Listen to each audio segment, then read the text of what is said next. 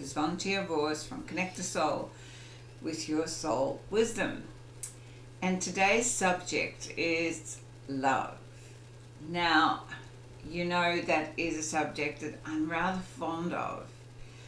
For me, love is the energy of creation. It is life. It is what keeps everything moving. So I would like to begin by reading you a piece of prose that I wrote many years ago. So let me share that with you. Love, that great mystery of life. Mankind strives for it, searches for it, hungers for it. No matter how much love man seems to have, there is never enough of it. More people have talked about love, written about love, sung about love, fought for love, sacrificed for love, dreamt of love, and wished for love than anything else in the history of mankind. So what is this thing called love? It can't be bought, it can't be borrowed, it can't be seen. A totally intangible commodity is love, and yet all mankind yearns for it. Without it, our lives become empty, meaningless, and desolate. With it, we can overcome the greatest obstacles, climb the highest mountain, cross the widest ocean, attempt the seemingly unachievable. Love allows us to have a vision of our own inner beauty and depth, to experience the reflection of our divine spiritual essence, to sense the bliss of its energy radiating through us into all that surrounds us. Love gives life meaning, hope, courage, and splendor. Love is a smile, a touch, a gesture, a song, a poem, a painting, a sunset. Love is life itself. So that is something I wrote many years ago. And I still feel that connection to the energy of love. So I wanted to address it from a different perspective. We have looked at love from the idea of it has to be a doing exercise. You know, I have to do love. Love is something I do for you, with you, whatever. We have got this perception of love having to be associated with a relationship, with a material thing. You know, I love my car. I do love my car, but you know what I mean. We have this idea that when we use the word love, it has to be attached to something outside of us. And one of the things that I've learned over all these years is that love is none of those things. Love has really nothing to do with the outside. If I say to you, I love you, that really has nothing to do with you. Well, if that upsets you, I apologize. But what I mean by that is that it is a choice I make. Love is not something you do, it's something you become, it's something you choose. I choose love as my greatest energy provider. I use love as the energy that moves me into life, moves me forward. But that is a conscious choice. It's not something that happens because you do something for me or to me that makes me suddenly love you. That is not how love works. Well, it doesn't work that way for me. And the thing about that is that if it only works for you that way, then you're missing out on something so beautiful and so blissful that I really wanted to talk about it today. The subject came up for me because recently I came across some people who, and look, I've come across it so often. I'll start with some friends of mine who are now, no longer on this planet. So, but they were married for over 50 something years, right? But in that time, I very seldom saw any love between them. Their relationship was all about upmanship and power games and put downs, and yet they loved each other, but neither were capable of actually being love. So if you are, if you're not love within yourself, if you don't love you, you cannot be love. That is a criteria that is essential. When I say be love, the only way to be love is to love you unconditionally, 100%. Once you can do that, then you become love itself. And once you become love itself, that energy radiates out of every pore that you have. So recently, as I came across a couple that were supposed to be in love. Now, I say supposed to be because both of them really believed that they were very much in love. And yet, this is not the first time it's come across. And the reason that I've brought it up today is because I think it's something that we all need to address. We've all done it. We've all fallen into that trap. I certainly have. When I look back at the things that I did and to people that I said I loved, I cringe and I apologize from the bottom of my heart, because it's not loving. What I'm talking about here is that we say I love you, but then sometimes we dump all our stuff on the people that we supposedly love. It's not loving. So you can be in love, and yet you can treat the person that you say you love with disrespect, with dishonor, with not being considerate, with ignorance, with so many things, with anger, and then turn it around and say, oh, but I love you. Well, no, you don't. How many people have stayed in abusive relationships because they say, oh, but I love them. Well, no, you don't, and they don't. That isn't love. That is, I don't know what that is, but it certainly isn't love. Because love is an energy of growth, of expansion, of creation. So anything that becomes less. So if you are with anybody who is in a situation of behavior towards you or around you that makes you feel contracted, constricted, less, you are not in a loving environment. You're not in a loving relationship. That is not love. That is dumping shit. I don't have a beeper. But it is. It is dumping the stuff. It's dumping your pain. It's dumping the gap between how little you love yourself and how much you want to be loved. Now, I'm going to say that again. How little you love yourself and how much you want to be loved.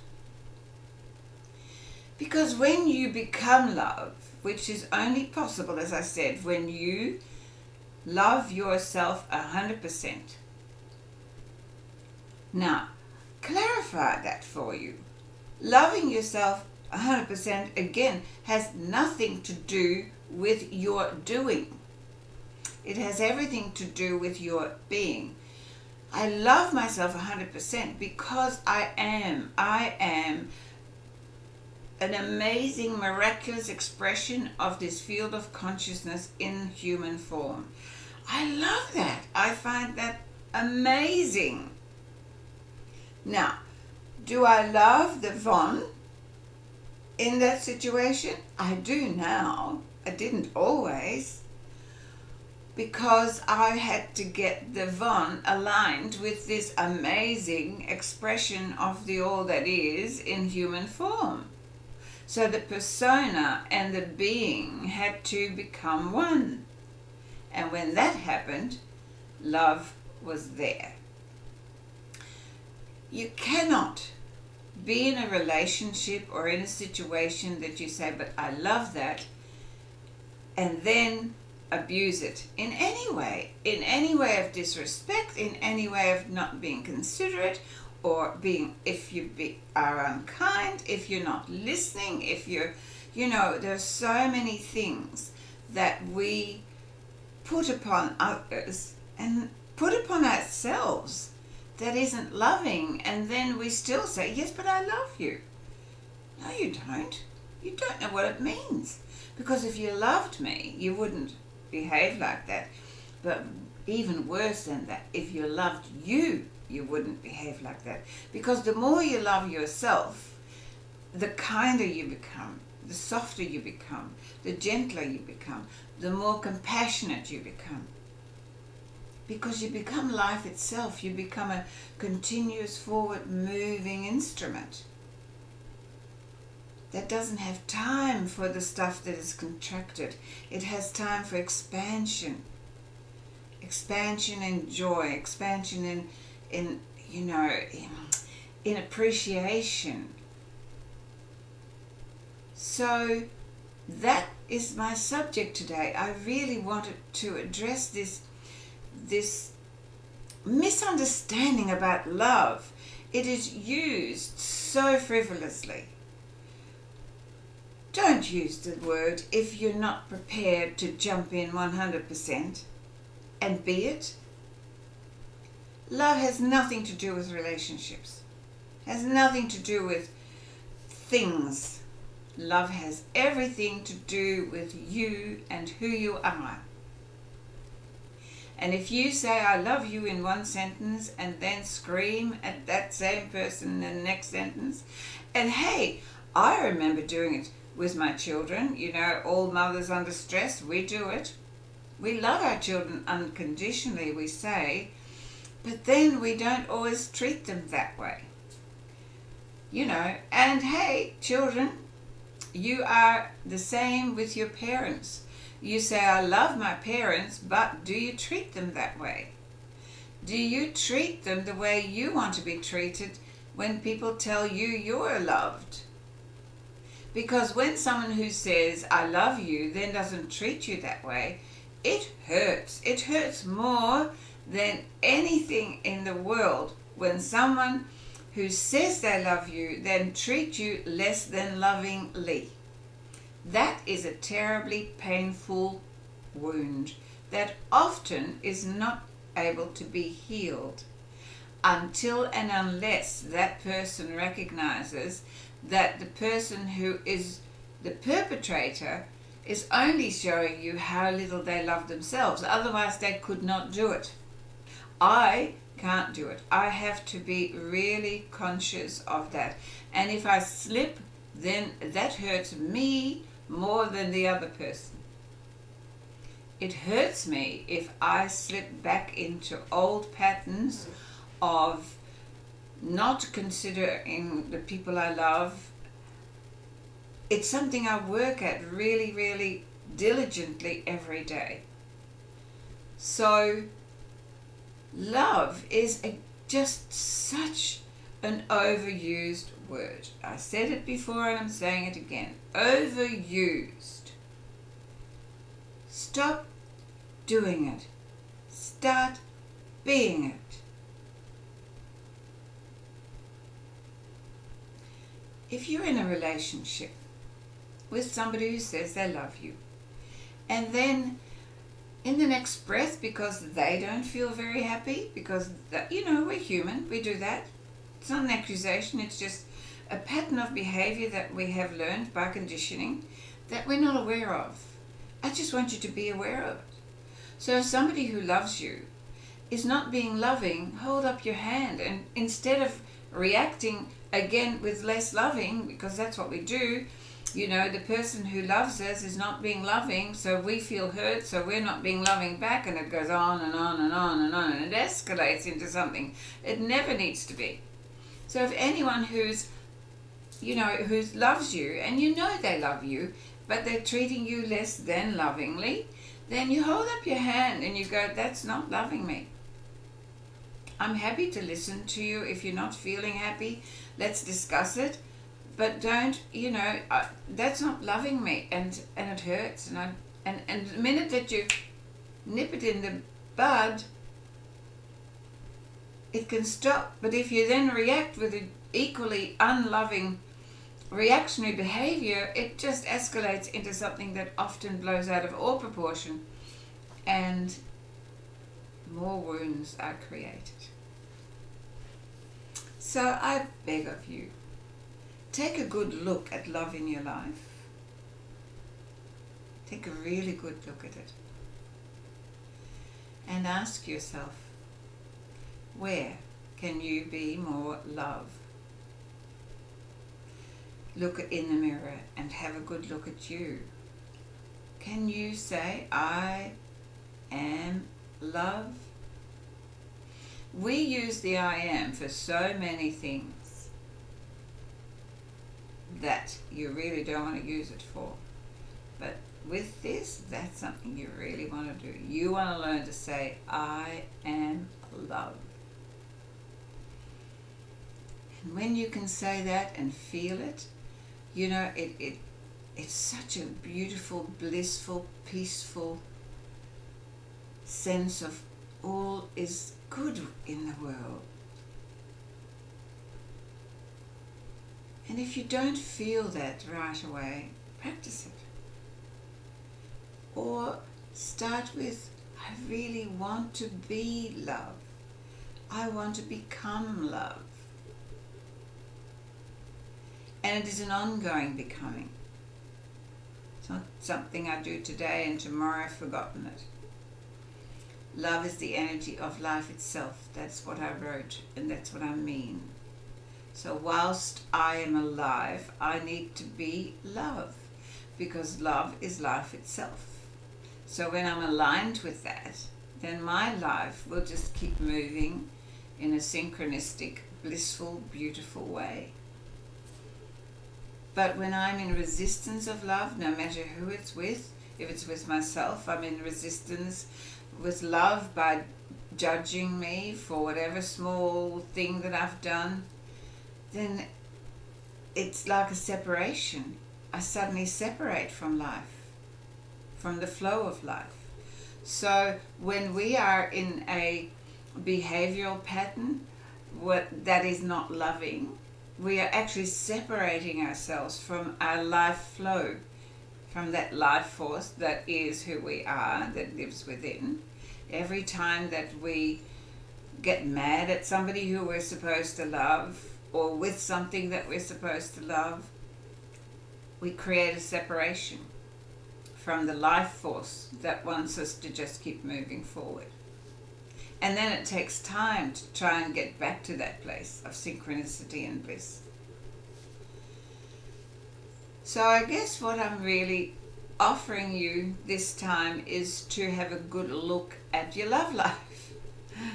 And that's not your love life with, you know, your love partner. It is your love life, your life of love.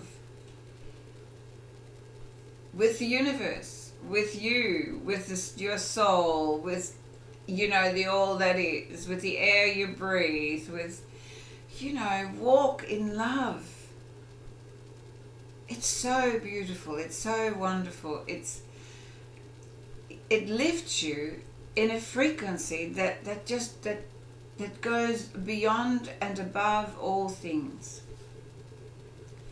So I encourage you, please, to be love.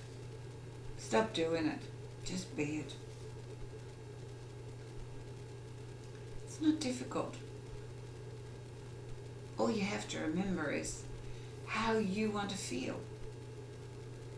When you're treating others, how do you want to feel? Be that. Just be that.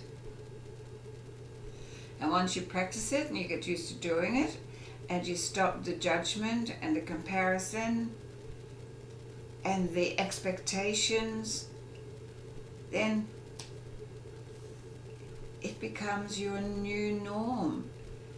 And that new norm is who you truly are. So that new norm, well, that one just feels like coming home. Coming home to you. Oh, and the benefit. I have to tell you, the greatest benefit You know what it is? Where there is true love, there cannot be fear. Whoa. It fascinates me because I've become such an observer when I listen to people who are so conditioned to be afraid of, little things. Losing, someone's going to steal my wallet, someone's going to break into my house, someone's going to steal my car or whatever. I stand back and I look at that and I think, I am so grateful I don't have those beliefs. I don't have those beliefs because I know when I do, I'm separated from love. So fear doesn't live in my world. I have let it go. I've replaced it with love because love and fear cannot live in the same space.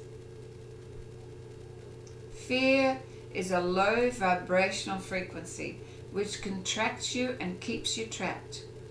Love is an expansive growth. I was going to say hormone just about, because it is. Love is something that wants to grow, it wants to expand, it wants to enjoy, it wants to experience. It's a high vibrational frequency. Therefore, fear cannot live in the same place as love. So if you are still operating from fear, then you have work to do to get into the becoming of love. I'd love to have some feedback on this subject because it is something that we all need to learn.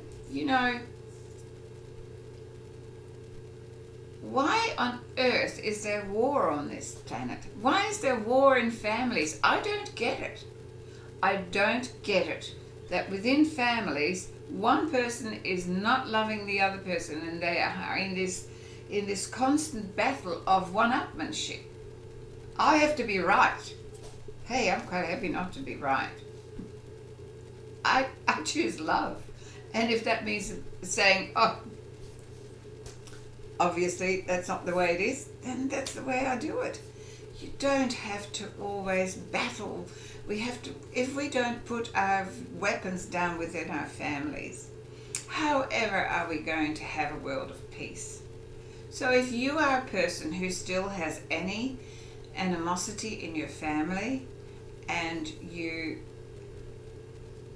think that you are a loving person, I'm sorry, you need to go back to the drawing board. You cannot have both. You are either all love, I am love, or you're not. Or you're only love on Sunday when you go to church, right? Mm-mm. Love is the energy of life itself. When you become it, you become aligned with your life force. And the reward is just amazing. It's amazing. Think about it. If we loved mankind, all of mankind. My little grandson's birthday today, 6 years old. Happy birthday, Dylan. He gave a little speech on it was his last day at his preschool. And the speech began, we are all different, but only a little bit different. And what he was meaning is that we look different, but inside we're all the same. And when we can accept that, and we can love that, then we can have a peaceful world. So please, become love. And begin with you. That's all that I'm going to give you today because I think it's enough. It's a big subject. I would love some feedback. Leave me a comment underneath the description box. And you know, you'll also find all of the links to my work. We're getting to the end of the year very, very, very soon. So I'm now looking forward to new programs next year, and we begin with the 1st of January. So if you're a local person that is watching this, remember that we do the Achievement Plan workshop every year on the 1st of January, 2 p.m. It's a lovely afternoon playing and planning and sharing. That will be the first thing for 2019. But I'll be talking to you before then. So have a wonderful week, loving, becoming love, and being very vigilant about how you treat yourself and those that you love. Be kind, be compassionate, be accepting, be true to you, because love is what you were born from, love is what you will go back to, and love is what you are and who you are. Namaste.